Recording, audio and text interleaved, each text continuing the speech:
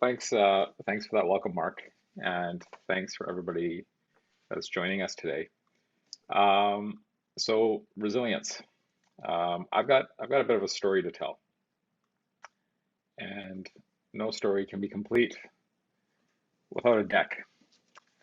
Um, so in my day job, I run a creative agency here in Vancouver called Skyrocket, and we did our best to make this picture not look like stock photography, but I'm pretty sure if you were to search multicultural startup, it would look something like this. So with my team, and actually in my life, I'd say I've always been interested in solving problems and solving interesting problems. And I want to talk about resilience today in terms of a not so much a problem I set out to solve, but I guess some of the lessons I learned coming through 2020 and even through 2021. I mean, we thought last year was a ride. I didn't even realize how many lessons in resilience I would learn until we actually got to this year. So fast forwarding to 2021, let's say January. I'm not sure if anybody here does New Year's resolutions or this one word exercise, but I did this one word exercise. And the whole idea is that you pick a word, and that word is going to be sort of your guiding light for the year. It's meant to make you stretch and think in different ways and do different things. So the word that I chose this year was tiger. I thought, I'm gonna attack this year, right? Like I the tiger. I'm gonna get some of that killer instinct back and go out and do things. And no sooner had I picked that word that I picked up this horrible lung infection and was hospitalized for 8 days. I like collapsed in the middle of January with heart attack-like conditions. Thankfully, it wasn't COVID, but it still kept me in the hospital for the better part of a week. And all sorts of pressure in my lungs and flu is building up on the insides of me. It's a horrible experience. You do not want to go through it. So I thought I was going to attack the world like a tiger, and no sooner had I said that I was immediately like shot with a tranquilizer dart and caged and put in a zoo. Um, and coming out of that, we're kind of coming into the end of January now, and I had the opportunity to attend a protest. And this protest was happening on the steps of the Indian consulate here in Vancouver. So the picture on the right is me 3 days out of the hospital. I'd lost a bunch of weight. I'm still a little weak. And I hadn't really had any role in this protest or in this activism up to this point, but I got really fired up and I gave a speech. And I gave a speech calling for people to open their hearts and minds to each other and come together in support of this cause that I'm going to speak about. And no sooner had I done that than a few days after that, uh, my life blew up a bit more. I was declared a terrorist. And the cause I was supporting was this thing called the farmers' protest. And for anybody that's been paying attention to what's happening in India, both the current COVID crisis and what came before, there's been a lot going on in India right now. And what had happened earlier this year, or I should say last year, was there was this whole protest building around these laws that were introduced that were set to essentially wipe out the independent farmer class in India. And a whole number of people spoke out on this issue. Greta Thunberg sent out some tweets. Rihanna sent out a very famous tweet that went viral and actually caused most of Indian media to just explode. And I was linked to this in the most random way possible because some of our materials were used and my speech from the 26th was picked up. And from January 26th into February, very quickly, I was headline news all over India. And keep in mind, we think we have news media over here that might be a little crass, whether it's Fox News or others that have weird conspiracies and strange leanings. India's got networks that are 1,000 times that. So within days of Rihanna's tweet on February 3rd, the top five highest rated English language news programs in India, close to 24/7, were running my imagery and uncovering this plot that I had hatched to destabilize and foment insurrection in India. And the claims got wilder and wilder as the days wore on, and I got some great advice from PR professionals that said, hey, just let the story blow over and they're going to move past it. So one day went by, 3 days went by, a week went by, and a month later, I was still on full blast across the country. And just to give you guys a bit of an understanding of what full blast feels like when you've been made news in India, I'm just going to give you guys 30 seconds of one of the news programs that was going on. And just keep in mind that this was all day, every day, daily. And that is not an exaggeration. हमें Mo Dhaliwal से कुछ लेना देना नहीं है. Is Mo Dhaliwal a farmer? No, you must answer the question on Mo Dhaliwal. You can't avoid it. Who is Mo Dhaliwal? Who is Mo Dhaliwal, sir? We are not concerned about him. We are not concerned, na. Whosoever he might be. But Kisans are not concerned about Mo Dhaliwal. Neither we support Mo Dhaliwal. Who is neither we seek support from Mo Dhaliwal. ना तो हम Mo Dhaliwal को जाने ना उसे पहचान करें. Why should we talk about Mo Dhaliwal? Why don't you talk about the Kisan Union? They are staunchly standing for the Kisan bill. They are not talking about anything anti-national. Why don't you talk about the global conspiracy? This nation. And why don't you talk about the global conspiracy? So anyways, that was just a taste of it. So Mo Dhaliwal, global conspiracy, I'm out to destroy India. And that's actually been made my brand now in the second most populous country on the planet.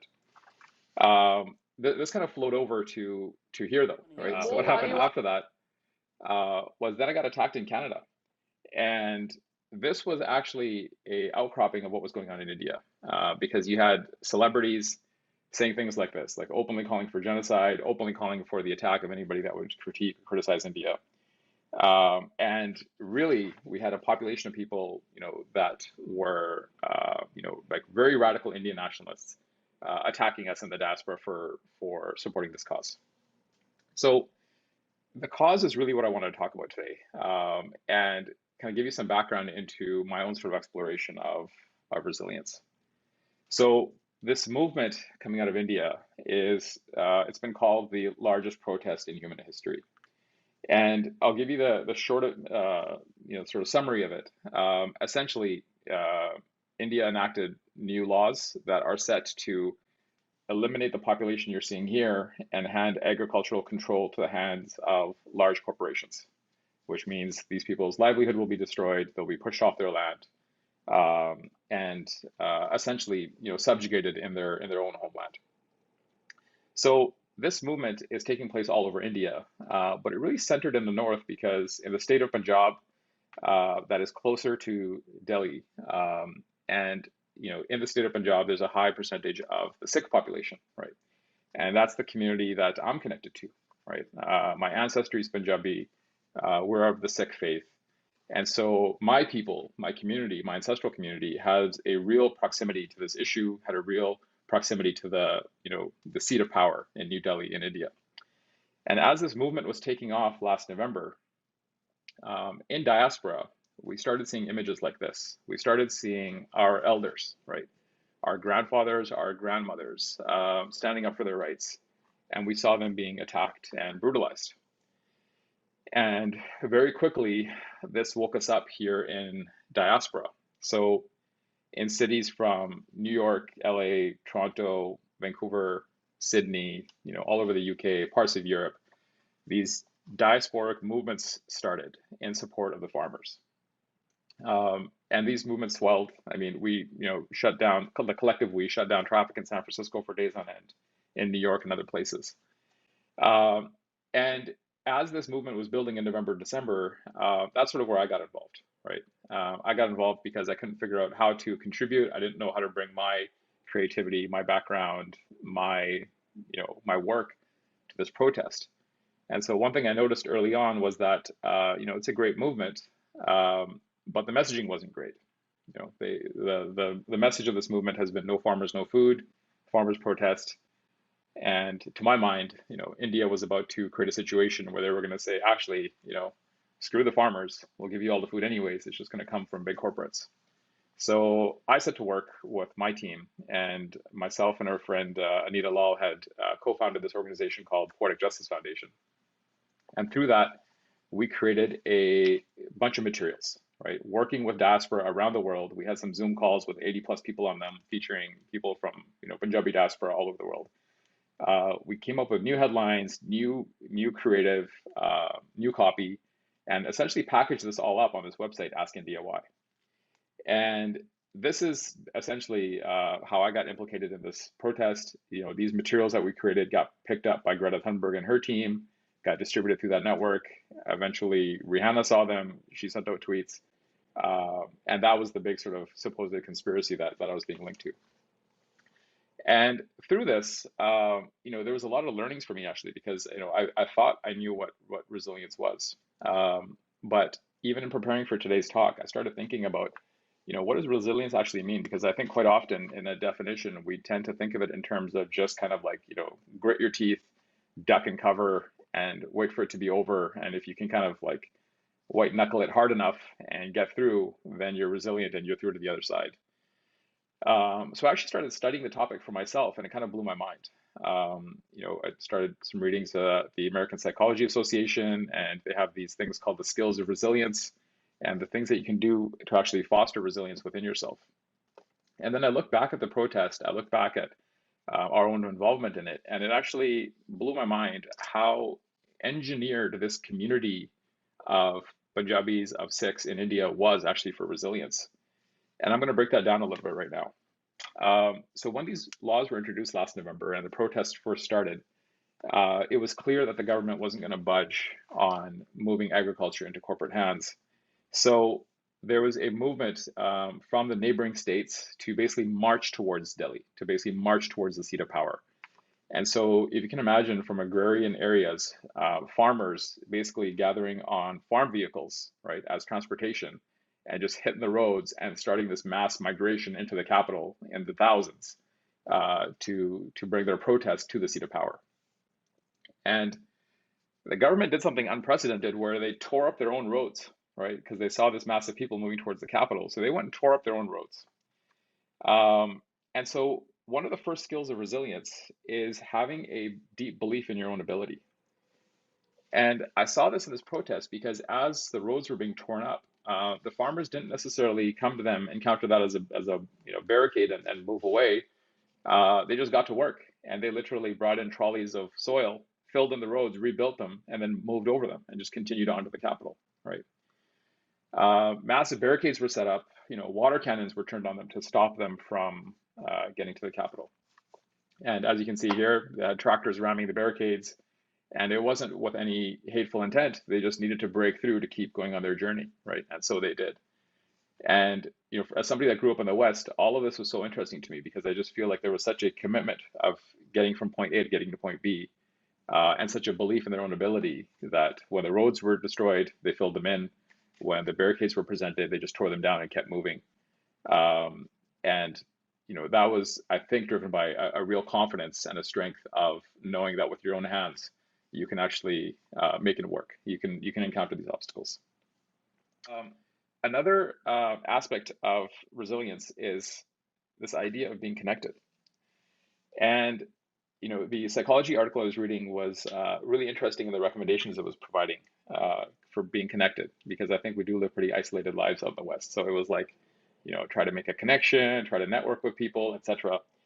But part of what made this movement so powerful and resilient was that connection for these people, for my people, is actually a way of life, right? It's quite natural. I mean, they exist in a fabric constantly and consistently. So even as they moved to Delhi and they set up their protest site, and this is women and men, cooking and making food together at this protest site. These are many different villages that came together and formed this sort of new tribe, this new community, on site at the protest. So the entire movement was actually one of connection. Another piece of advice they give you for one of the skills of resilience is to talk about what you're going through, right? And there was a lot of talking happening. So again, this is another image from the protest site. So no sooner did they get there than they set up stages, right? They set up communication platforms. They, in fact, gave rise to this internal journalism because disinformation was being so amplified by the Indian state that they arrived, they got on site, and they immediately started talking about what they were going through collectively, right? They were holding speeches, they were holding events and inviting in various speakers to come talk about the issue. This protest gave rise to what at the time was called the fastest growing newspaper in India, the Trolley Times. And the Trolley Times is a publication that was actually born at the protest site. And it presented news about the farm laws, about the farmers, about what they were going through. And these were the live updates that were distributed throughout that community and beyond, right? Because not everybody is necessarily technologically savvy. So this is a local publication that was actually started by 7 activists. A couple of them you see on the right-hand frame there. The other reaction to this protest was the amount of content being generated, right? The number of songs and music videos I've seen that are featuring the farmers' protest are like insane. I mean, we're seeing a handful here, but it's no exaggeration to say hundreds of songs came out. There was, visual artists came out, writers came out, and everyone shared in this experience. They shared in the story. Then we come to the skill of resilience of being helpful to others. And for anybody that's familiar with the Sikh faith, this is something that is also, encoded into our way of life. This idea of being of service to humanity, right? Of seva. And it goes pretty far beyond just simple volunteerism. Service to humanity means something deeper than simply showing up and giving out some free time. It really means trying to let the sorrow of people around you. So at the protest site, there was these kitchens set up, right? What we call a langar. And these are open kitchens where anyone can come contribute and anyone can come and eat. And that's what we saw at the protest site. In fact, there were some very famous images going around of the langar hall at the protest site, where even some of the soldiers that had actually fought with the farmers, even some of the police that had brutalized the farmers would actually come and eat. And they were still invited in, and the food was shared with all. So much so, and the service was so ingrained in this movement and these people that, the city of Delhi, it's been described as a festival of starving children. So there's reports coming out of children being fed for the first time, right? Of children being educated on site because a little school had been set up at the protest site. And so we saw that in this mission of service, that this community, this people that came together to fight for their own rights, they came with such a sense of generosity that they actually worked very hard to destroy sorrow on site. They worked very hard to bring people in, bring the local community in. And we saw that with the lessening of the suffering of the street children, the lessening of the suffering of the many disadvantaged people that were within the proximity of this protest.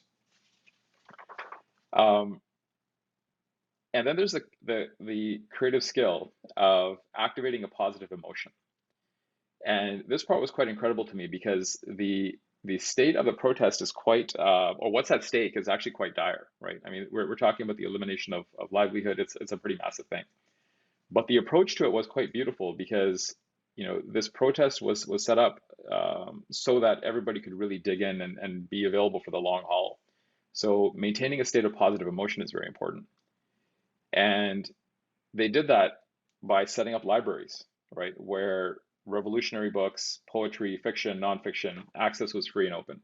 And you had people attending the library and taking out books and actually spending some of their free time here and relaxing.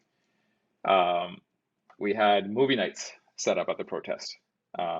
And this is a movie called Nabar. It's a rebel with a cause, and it's the story of a farmer who becomes a fighter to fight for justice.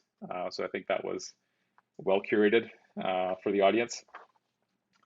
They brought in foot massagers for the elderly who were really suffering in the cold conditions, right? Because I mean, spending the winter in Delhi is no joke. It's not for the faint of heart. And you had these farmers that were basically sleeping outdoors, sleeping in very makeshift situations. And so foot massagers were brought in. A sort of spa was set up for them. There was a gym next door as well, so people could actually work out and take care of themselves.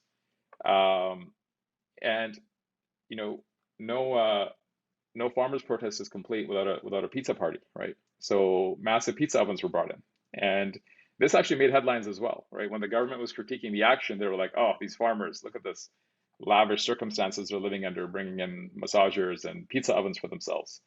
But I feel like this was something that the people, the community did quite intuitively, but it was huge for bolstering the positive emotion, especially when you're set up for the long haul, especially when you're going to be there for 5 months, as they have been now, right? They've been there since the end of November. Um, then for resilience, there's the idea of cultivating survivorship, right? And this was incredible as well because there was this idea of linking your story to the story of others. So that if you're going through something, how can you actually relate to and connect your story to the story of what others have gone through?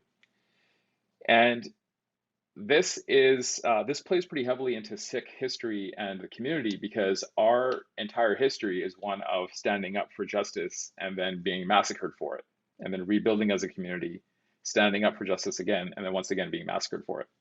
So we saw a lot of signs like this, where the grandparents said, they survived the partition of India in 1947. Their children survived the pogroms against Sikhs and the genocide in 1984, and now their grandchildren are fighting in 2020. So this linkage of stories, it even gave people like me strength that are here in diaspora. Now, for the next few slides, I'm going to give you guys a bit of a trigger warning. There is some images of violence and brutality here, but they're strengthening these images, and there's a reason why I included them. Because as a part of this protest, there was many people going through intense hardship, right? There was circumstances beyond their control.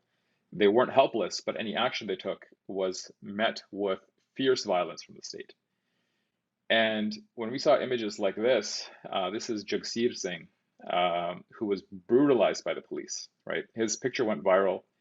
Myself and many others were utterly fired up by this image. We shared in his story, and he didn't approach the story or his experience as a victim either, right? On the left, you see him smiling. And there's another image that I didn't include here where he's actually walking past the soldiers that had just finished doing this to him. And he still has that same defiant smile on his face. And at one point, he actually even raises a fist.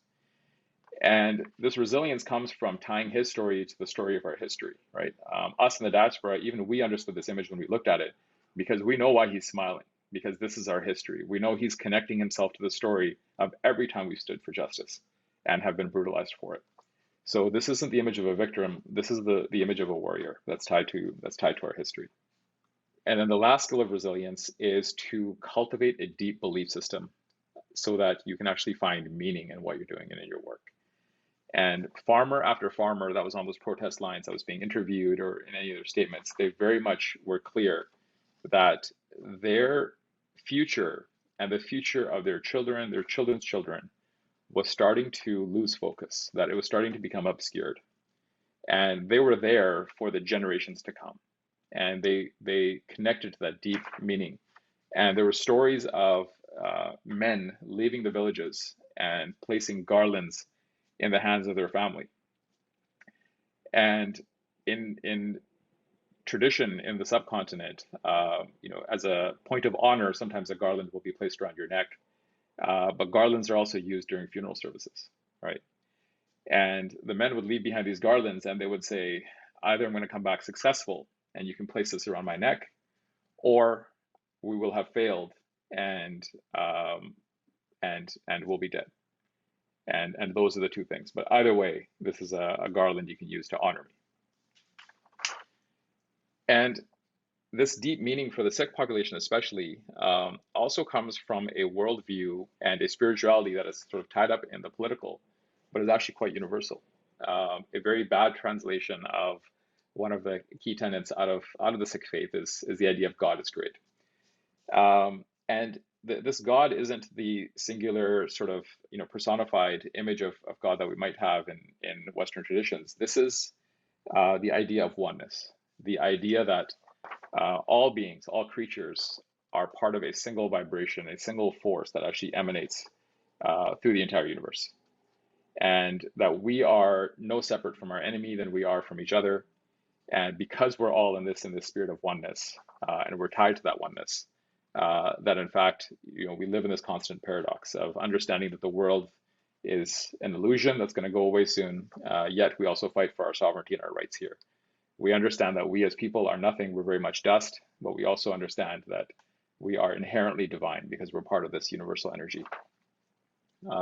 And this symbol might be familiar to some of you from the Sikh faith. It's the Ekonkar, and it literally means that there's one force. There's one force that pervades the whole universe. We're a part of it, and it's a part of us. So in sort of going through these experiences, both my personal and being affected by this movement, I really found that the idea of resilience, it lies in cultivating the state of being. It lies in cultivating these various skills of, being connected, of talking about what you're going through, of cultivating your survivorship and connecting your story, of being connected and being a part of this fabric. And this state of being has to be cultivated on a daily basis. It has to be part of your life, because it's hard being resilient in the moment when you need it. The resilience is really a cultivation of this fabric that you exist in, so that when life calls upon you, or when the time calls upon you, and you need to go through hardship and you need to go through adversity, that you can do it with strength, and you can turn every struggle into a joyful struggle. Right? Thank you very much.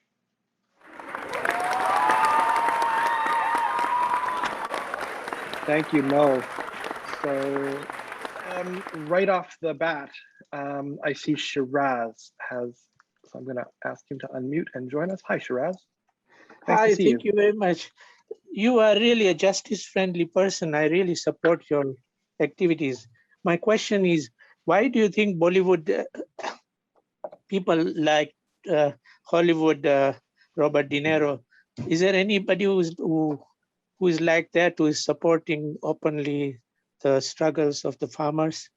And because we have Arundhati Roy, who has written quite a lot about this, and we also have Zulfikar Bhutto's Fatima Bhutto has written about new kings of the world.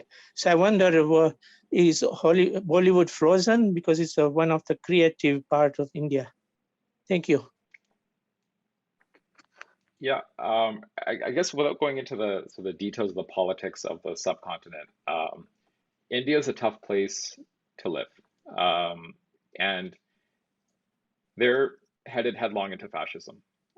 So for anybody that lives and works there, it's tough for me to pass judgment on why someone may or may not say something. We would love for the entire world to speak up, but at a time when journalists and activists are being jailed and brutalized for just exposing the truth, right, and not even saying anything anti-government, just for reporting on the facts and the details of the moment. Remember that with this COVID crisis going on in India right now, there's an entire apocalypse. And this is the country that had, jailed 50 COVID journalists last year, right, for reporting data. So it's difficult for me to critique anybody, in India for not speaking up, because their lives could be destroyed. And I think for many, it's a personal decision on whether they can use their platform to speak up or not. Yeah. For people outside of India, though, I mentioned this idea of cultivating the sense of survivorship and connecting your stories. I don't think it's any accident that some of the first voices that spoke up in support of the farmers' protest in North America were Black voices, right? And I think that's that connection of survivorship, of communities of oppression actually inherently understand oppression. So they can connect their own survivorship to the brutalization and oppression of other populations. So I don't think it was any accident that, the first voices of support were Black voices in North America. Mo, I'm gonna go against a little voice in my head that says, don't say this. And I'm gonna ask you a question about the zeitgeist. You and I both come from a world where we build brands and strategies and messaging platforms and digital tools for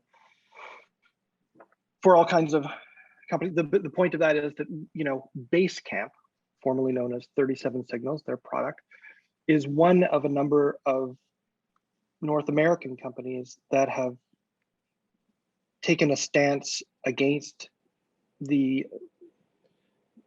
open dialogue of social, societal, and political discourse in the work context. That actually, some may have noticed that sort of an absence of Basecamp in today's global partner thank yous. I saw one slip. We're on hold temporarily. We're not anti-Basecamp at all. I'm speaking now on behalf of our chapter in the Creative Mornings community.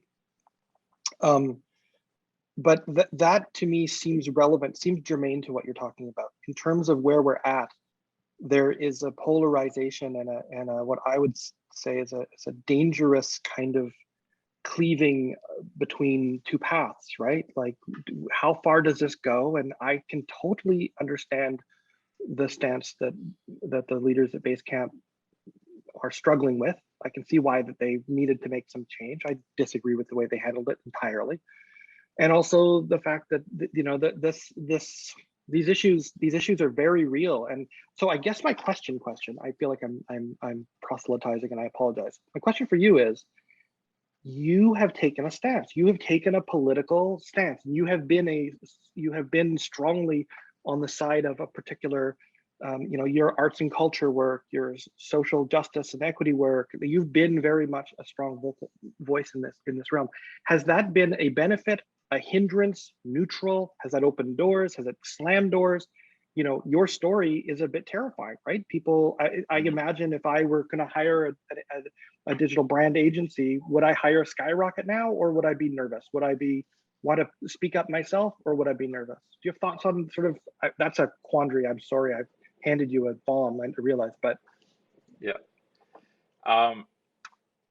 The honest answer is, it is a short-term hindrance for a long-term benefit to society. And for anybody that doesn't know, at Basecamp, the founders basically shut down any conversation that they said was too political, because there was a lot of conversation about racial justice happening, diversity and inclusion happening. And my reading of it was that you basically had founders that saw a lot of time being wasted, right, on issues that don't affect them. And they lacked the humanity to be able to channel that energy in any productive way. And they exercised their privilege of being unaffected by essentially just, chopping it off, right? It's like just lopping off that limb. And for people like me, and I think for other racialized or oppressed populations, that's another harm, right? That's enacted when we try to speak up, when we try to do these things. So, I struggle with it even at Skyrocket as an agency, because the easy thing to do as the business guy would be to like, oh, this is business stuff, and we do X, Y, and Z, and that's it. But I've made a commitment to myself and to my team that I'd like, everyone, all of us, to show up as our whole selves in every space. Because I think to do otherwise is an injustice to yourself, first of all, right? And an injustice to the world. The type of world we're trying to create is one where we all show up as our whole selves. So if in the short term that causes, that creates a hindrance, that causes issues, so be it. I am not of the belief that this model of society is the pinnacle of human evolution by any means, right? We need to find a new way, and we're going to do that through creativity and experimentation and making mistakes, right? But the idea of everything that is a uncreative energy, like what happened at Basecamp, the idea of shutting down conversation, right, of just removing yourself from it, I feel like that's the antithesis of creativity, right? Yeah. That's actually a extinguishing of ideas. So I'm not for that at all. I'm for the exploration of those ideas, even the difficult ones. Well, of course, we should acknowledge that you and I obviously don't also know what really is going on, what was said, what happened, all of the nuances. I've read lots, it doesn't matter, but I do feel for the having owned and run my own studio, and you as well, you got to kind of have a little bit of empathy for those folks too, because I've heard that nearly half their staff have quit as a result of this. Half their staff, or over a third, have exited. So that's, they took a stand, and there are repercussions. So thank you for those thoughts. Okay, let's Trevor Jansen, former original member of this team. What? Look at that. It's Trevor Jansen in the flesh. Look at that. Hey, Trevor. Hey, can you hear me? Sure can. Yeah. Fabulous. Hey guys. Hey Mo, great to see you.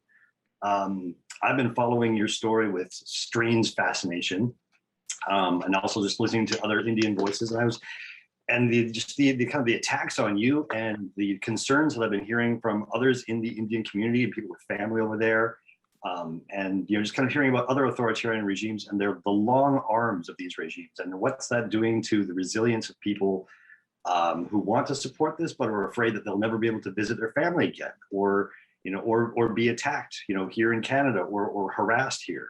Could you speak to what has this done to the resilience of folks here, and and the effects of these kind of long arms of authoritarian regimes?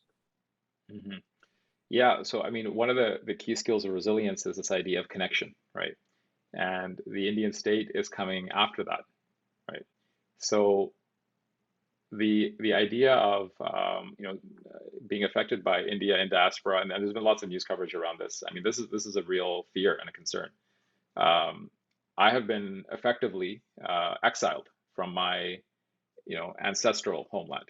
I've got a connection to my village because I've visited there many times. I'm obviously born here, but I've been there enough that I have a connection to this place where my people came from for generations, right? And I've effectively, been exiled. And there's a real fear of exile for many others like me.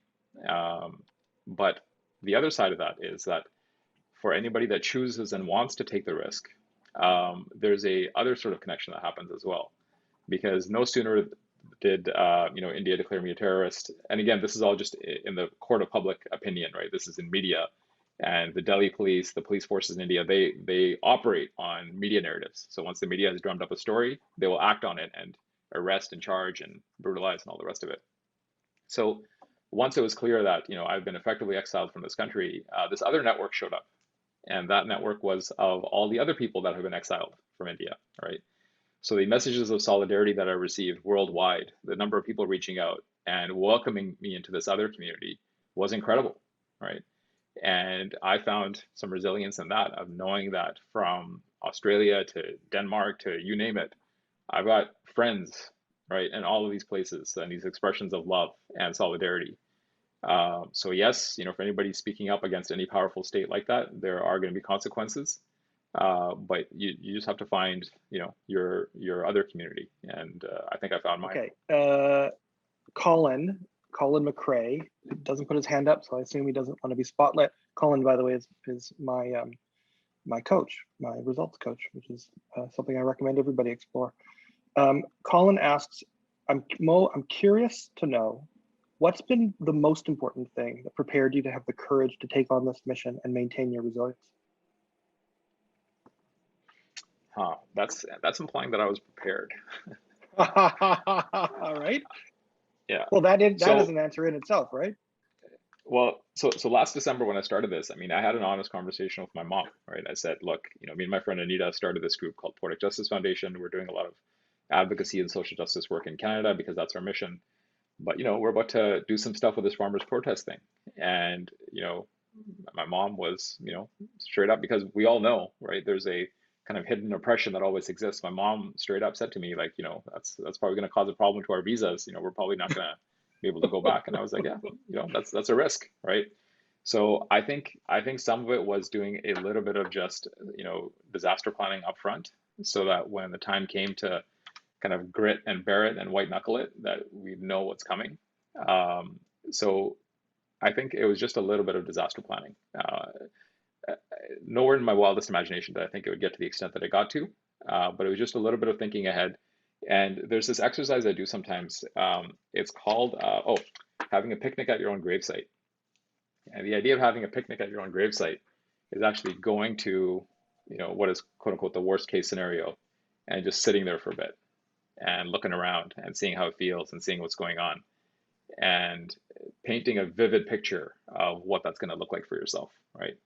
And then you back up from that to the present moment, and then it doesn't necessarily seem so bad, right? Because I think humanity, we fear the unknown, and we don't fear bad consequences. I think we have a greater fear of not knowing the consequences.